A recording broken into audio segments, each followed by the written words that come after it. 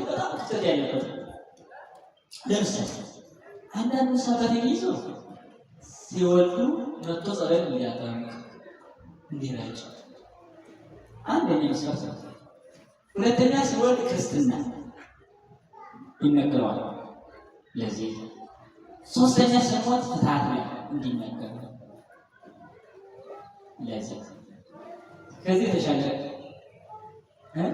የተሻለ ጠቀሜታ ያለው ያዘዙ አይታይም። በብዛት የማይታይ መሆኑ የምታውቁ ደግሞ ንስሐባት የሌለው ህዝብ የለም የሚቋም ህዝብ የለም። ማስረጃ የሚለራሱ ረኔን እኛን ሌላው ነው እንጂ ካላቸው ንስሐባት የሌለው ህዝብ የለም የሚቋም ህዝብ የለም። ልዩነቱ ያሳያል ማለት ነው። ግን ሲወልዱ ግን ካለው የቤቱ የለም። ክርስትና ሲሆን ይነገራል፣ ፍትሐት ሲሆን ሲሞቱ ይነገራል፣ ተስካር ሲሆን ይነገራል። ከዚህ የዘለለ ግንኙነታችን በጣም ተከለለ እናገኛለን። አይ ስለማንቆርብ ነው እንጂ ንስሐ እኮ እየገባን ነው ካላችሁ ላትቆርቡ እንዴት ንስሐ ገባችሁ? ንስሐ ገብታችሁ ካልቆረባችሁ ትክክለኛ ንስሐ እንዳልሆነ ሳውቃችኋል። እንዴት ሰዎች እኮ ሳይቆርቡ የቀረቡበት ጊዜ አለ። እንዴት በቃ ማለት ነው። አይ ንስሐ መግባታችሁ ጥሩ ነው፣ አለመቆረባችሁ ግን ምን ይመስላል መሰላችሁ? በጣም ጥሩ ማመልከቻ ጻፋችሁ፣ በጣም ጥሩ ቃላት መዛችሁ፣ በሚገርም አንድ ከቋም የሚገባ ማመልከቻ ጻፋችሁ። እሺ ወስዳችሁ ያለ ፌርማ አስገቡት፣ ወይም ካልተቋም ወደ ተቋም ይዘዋወር ደብዳቤ ያለ ማህተም አስገቡት። ተቀበይነት አለጽሁፉ ስላማረ መልሱ ምንድን ነው? የለውም። ንስሐ ማለት ጽሁፍ ነው። ይሄ ሰው አስተያየት መሰረይለት ቀኖና ተቀብሏል ምናምን ያንደ ጽሁፍ ከዛ ማህተም ስጋው ነው ማህተም ይነከራል። እሺ አይደል? ይሄ ጠቀሜታ መኖር አልቻለም። ክፍተታችን ሰበት መያዛችሁ ሰው በቀኛል ማለት ነው። ሁሉ ሸክም ለሱ ተራራው ያረፉ ይመስለኛል ያደረጉታቸው ሁሉ ለዚህ ሳፋት ጋር ያለ ግንኙነት ክፍተት ያለበት ነው። ምን ነው ወደኔ በጣም ክፍተት ያለበት ነው። ንስሐ አባት እስከምን ሊያውቀን ይገባል። ታዲያ ንስሐ አባት የንስሐ እያንዳንዱ ህይወት ጎልጉሎ ያውቃል። አንደኛ ከሀብት አንፃር ከደሞዝ አንፃር ያውቃል። ለምንድን ነው ደሞዛችን ሊያውቅ ያስፈለገው? ምናልባት አንድ መኪና ልትገዛ ትችላለህ። ቤት ነው ደሞዝ ብሎ ይጠይቃል። ቤት ሊሰራ ትችላለህ። ከምን ያመጣው ብር ነው ይላል። ሰጠኝ እንዳይሆን ነው፣ ጉቦ ተቀበለ እንዳይሆን ነው። ቸክ ማድረግ አለበት። ላለመናዘር ዝቅ ልትል ትችላለህ። ሰርተህ ቤት ሰርተህ ሰርተህ መኪና ገዝተህ ሰርተህ የሆነ ሀብታም ሆነህ ግን ምን ልትሆን ትችላለህ? ላትናዘር ትችላለህ። ንስሐ አባት ግን ምን ያደርጋል? ደሞዝህን ያውቃል። ይሄ ሰው ደሞዙ ይሄን ያህል በወር የሚያገኝ ነው። እሺ እዛ ላይ ሚስት አለች፣ እዛ ላይ ልጆች አሉ። እሺ ይሄን ለመስራት ምን ቢቋጠር ነው? ወይ ተበድሮ ነው ወይ ሰርቶ ይሄን ማውቃል። ንስሐ አባት ደሞዝህን ያውቃል። እስከዚህ ማወቅ አለበት። አሁን ታዲያ ንስሐ አባት የሞኝ እንደዚህ ብዬ የሰርቻ ልያቱ ዝክር እያበላኸኝ ሀብትን ከየት እንዳመጣህ ሳላቅ ስታይበሰብስ ስታጭበረብር ኖረህ የኔ ልጅ ነኝ ልትል ነው። ታዲያ ለምንድን ነው አባት የሆንኩት? ታዲያ ከአንተ የምፈልገው ነገር ሳይሆን ያንተን ነገር በሙሉ አውቃለሁ ማለት ነው። እሱ ለህይወቴ ያለ የተቆጣጠረኝ አይደል አባት? እኔ ደግሞ ሻሽ ግዛ ማለት ያንተ እኔ ጫማ ላድርግልህ በቃ ልግዛልህ ማለት ያንተ ካባላ ልግዛልህ ማለት ያንተ እኔ ከአንተ የምፈልገው ሳይሆን አባትነትን እስከፈለክ ድረስ ልጅነትን እስከፈለኩ ድረስ እኔ አባት ካንተ በላይ ያንተ ቤት ማወቅ ያለብኝ ነኝ። አየሁ ለምን በገንዘብ ኃጢአት ይፈጸማል። ንስሐ ትገባለህ፣ ትማራለህ። ይኸው ሳቆቆ ነው ቤት የሰራው እንዳትባል አንድ ንስሐ አባት ራሱ ቢያውቅ አስፈልጋለሁ ማለት ነው። አሁን እያስተዋላችሁ ነው። ይሄ ንስሐ አባት ማወቅ ከየት አመጣ ማለት ነው። ሁሉ ጫማ ሰው ፈለገ ደግሞ ሲጨመር ያባል ተጨምሯል። አይ ለጓደኛ እየነገርኩ ሌላው ሁሉ ያወቃል። ደግሞ ጥማሪ ታዲያ ያንተ ተጨምሮ ሳተማ አባታችን ደሞዛችን ይያለ ከዚህ ማስራታችን እናውጣ ይሄ ነው። እሱ ተቀርጠ ይሄ አንዱ ሌላኛው ንሳባት እስከማወቅ አለበት። ሌላው ሩካቤ እስከዛ ድረስ ያው ለምን በዓል መሻራት ነው። አይ ጾም መሻራት ነው። ይህ ብቻ አይደለም። ልጁ ተክለቁመና ካገኘ በኋላ በጥንት ጊዜ የሚፈጸም ሩካቤ ልጁ ወንድ ከሆነ ግብረ ሰዶም እንደመፈጸም፣ ልጁ በውስጥ ያሉ ሴት ከሆነች ልጁ ጋር እንደመገናኘት የሚቆጠሩበት ጭምር ከራቢያት ነው። አይ ሚስት ለመውለድ ደርሳው ግንኙነት ይፈጽማሉ፣ ግን ኃጢአት እንደሰሩ አይሰማቸው። ይሄ ራሱ ታቆ የሚፈልግ ነው። በሳበት የሚነገር ነው ማለት ነው። አቤት ታዲያ ያረጋን ሳባት ከዚህ ይሄው ቁጥጥር ውስጥ ነው። ክርስቲያንኛ በስርዓት መሄድ ያለብኝ ነው። ቤታችን ውስጥ ስርዓት ያስፈልገዋል ማለት ነው። አያችሁ ይሄ ሁሉ ነው። ሌላው ማህበራዊ ኑሯቸው በሙሉ ያውቃል፣ ይቃኛል። እንዴት ነው ከማህበረሰቡ ጋር እንዴት ይገናኛል? ሰው ይለዋል። ለምሳሌ አንተ የምሳሌ ተዋቅ ምን ይልሃል? ሰው ሌላው ነው ውሸተኛው ነው። ይሄ ጠባይ ሲነገረስ ይግድ ካንተ ጋር ታረጋለህ ማለት ነው። ንሳባ ስለሆነ አዩ ማህበረሰቡ ያውቆ ማለት እኔ ሰላም ነው ይኖራል። እኔ የሸወር ሊሆን ይችላል። አዩ በአፍ ላይ ሩካቤ ላይ በማህበራዊ ግንኙነት ላይ ያውቃል። ከዛ በስራ ዘርፍ ላይ ፖለቲካው ላይ ሆነ የሚሰራው ንግድ ላይ ሆነ የሚሰራው ያውቃል። ንሳባ አይ ያውቃል።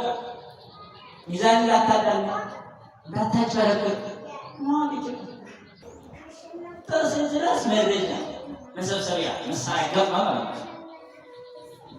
የወርቅ እሱ ግን መረጃ የሚሰበስብ ይገባል። አድን የደረሰበት ቤተክርስቲያን ታዲያ አንድ አባት ልሳልጆቹ የት የሚሞት ግዴታ ነው። የት ነው ያደረው? አምሽቶ ይመጣል፣ ተሮ የሚመጣው የት አመሸ፣ የት አደረ? ሳይቀር በሳባት ቁጥጥር መሆን አለበት እና እስከዚህ ድረስ ነው ግንኙነታቸው። አይገባችሁም?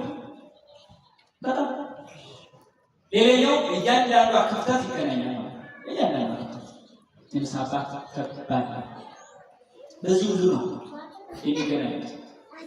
ከዛ አሁን ቤተክርስቲያን ምስቅልቅል ሰዓት ውስጥ የገባችው እኮ ሰባተኛ ግንኙነትና ምሳሌዎች የሰባት ቃል ምሳባት ደግሞ ምሳሌዎች የሚሰጡ ቃል ክፍተት ስላለ ብቻ ነው። ለምሳሌ ላይ ስርዓት መግለጫ ቤተክርስቲያን ውስጥ ድመና መጣ። ድመና እኮ ቤተክርስቲያን ውስጥ የለም። ስርዓትም አይደለም፣ ጨረታ መጣ እኮ ስርዓት አይደለም። ይሄ የመጣው ህዝበ ክርስቲያኑ ሌባ ስለሆነ ሌባ ሊሆን ያደረገው ደግሞ ራሱ ቄስ ነው። አራኛ ሌባ አይደለም ሲለምን እኮ ሰጣለ እንደዚህ እኮ እንደዚህ አላደርጋለን። ይሄ ነው ሌብነት ማለት ነው። ሌባ እኮ ይሰጣል። ሌባ ይሰጣል። አሁን እኛ ሁሉ አስተዳዳሪዎች ራስ የሌባ አስተዳዳሪ እኮ ነው ሰው ለምን ጨረታ ላይ ለውዳሴ ከፍቶ ይሰጣል። ለውዳሴ ከፍቶ አንድ ሁለት ያሸነፈ እንዴት ይፈረዳል? በጣም ይናዝናል። እንዴት ክርስቲያን እርቁ አይሆንም? ገንዘብ እንዴት መስጠት እንዳለበት ሳያውቁ በጨረታ ይሰጣል። በጣም ይናዝናል። ሰው ክርስቲያን አይሆንም። እንዴት እንደምትሰጡ ማወቅ ይችላል። ለውዳሴ ከፍቶ ነው የሚሰጠው። ማሸነፍ አይደለም አይደለም። ታዲያ ደግሞ ያለበት ከተባለ አስራት አውጣ። በቃ መያዝ ያለበት ሰው እዚህ ነው። አስራት እስኪያወጣ ሰጭ ሆነ ነው። ራስራት ምንድነው? ከአስር ብር አንድ ድረስ እግዚአብሔር ይለኛል። እስኪለህነሽ አሁን 10 ብር አለኝ ካል አንድ ብር እግዚአብሔር ነው። 100 ብር አለኝ ካል 10 ብር እግዚአብሔር ነው። 1000 ብር ካለ 100 ብር እግዚአብሔር ነው። 1 ሚሊዮን ካለ 100 ሺህ እግዚአብሔር ነው። 2 ሚሊዮን ካለ 200 ሺህ እግዚአብሔር ነው። ይሄን በሰጣሙ እና ለጨረታ ይመጣል። 2 ሚሊዮን ያለው ሰው ይሄን ደግሞ አሁን 200 ሺህ ሰጥቶ ቢያቀርብ ከበሩ አስራት ማለት ነው። አስራት በንግድ ዘርፍ የወር ገቢ ይሄን ያለ ከተባለ በወር ይሄን ያታስከፈለ ሁሉ ክርስቲያን ይሄን ያወጣል። እንዴት ነው ሊመጣ የሚባል? እንዴት ነው ካህን ተራባ የሚባል? እንዴት አገልግሎት ተስተባበረ የሚባል? አስራት እንደሚያወጣ ሰው በረከት እንዳይገኝ በሚገርም ራሱ እግዚአብሔር ተናግሯል። ለዚህ ነው በረከት የጎደለ ትላላችሁ አስራቴን ስላስቀራችሁ። ራሱ ደግሞ በነቢዩ ሚክያስ አዞረው ይላል ብትሰርቁ እግዚአብሔርን ብትሰርቁ ይላል እናንተ ግን በምን ሰርቀናል አላችሁኝ? አስራቴን ሰርቃችኋል ይላል። አስራቴን ሰርቃችኋል ካለ መጽሐፍ አስራት የሚከፍል ደግሞ ሰው ከጠፋ ስለዚህ ሌባ ነው ማለት ነው። ሌባ ደግሞ በረከት የለም። ግን ጌታችን ደግሞ ብዙ ነው ይጨመራል ገበያ ስትወጣ የለም ይዛ በተገባው ቀላል ለምን በረከት የለም። ለምን ሌቦች ስለሆነ ሌቦች ስለሆነ አይ ካለ ስታካታ አስራ ስታወጣ የቀረው በረከት አለ። ምን አለ ዘጠኝ ለኔ ያሉ ቢኖር እንዴት ነው? ግን ምን አለ 10 ብር ካለ አንድ ብር የኔ ይሆናል እግዚአብሔር። ዘጠኝ ደግሞ ያንተ ይሆናል። ዘጠኝ ባረካለሁ በዛ አንድ ብር አማካኝነት ማለት ነው። ብዙ መናገር ይቻላል ነበር። ለማንኛውም በቤተ ክርስቲያን መስጠት መቀበል ሁለቱ ነገር መዋሃድ አለባቸው ማለት ነው። መስጠት አስራትን መቀበል ስለሆነ ትጋር የሚቀበል ሰው አስራት አያስራት ይገርማል። ግን ብዙ ብር ይወጣል ይመስል ውሻሽ ታተን ይጨርሳል። ለጓደኛ ምንጋብስ በካታ ገንዘብ የሚባል በሚገርም ለመናፈሻ ለመዝናኛ ይወጣል በጣም በርካታ አንድ ትምህርት የእግዚአብሔር ስድስት አይናችን ይቀር አያሽ ያህል ለምሳሌ ተቆደለ የቅዱስ ቤተክርስቲያን ልጆቿን የጠበቀችው በዚህ ልመና ነገር የለም ጭራሽ አንድ ክርስቲያን አስራት ያስቀራል ወይ ብላችሁ ተጠይቁ። በቅዱስ ቤተክርስቲያን የለም አስራት ለነገራችን ላይ መሳፋት ለምንቦ የሆነ መምህራን ለምንቦ ይሰጣሉ። ታዲያ እግዚአብሔር ሰጥቶኛል እያየኝ ነው አላስቀራም። በቃ ይሄን ሁሉ ሰው ማመን አለበት ወይ? ለምሳሌ እዚህ ከተማ ላይ ስንት ህዝብ ይኖራል? ይሄን ያሉ አስራት ያወጣል። ቤተክርስቲያን ካልታ ይችላል እኛ አሁን እናስተምራለን ራማ ያለ ደግሞ ነው እናስተምራለን። ለምን አስራት ወናታ ህዝብ ላይ ምን ደግሞ ተጠይቃለህ? ምን ተጠይቃለህ? ደግሞ እንደልብሮ እኮ ሲያልቀመጡ ሲጀምሩ ይሄ ለምን እኛ ደግሞ ፍራንስ ነው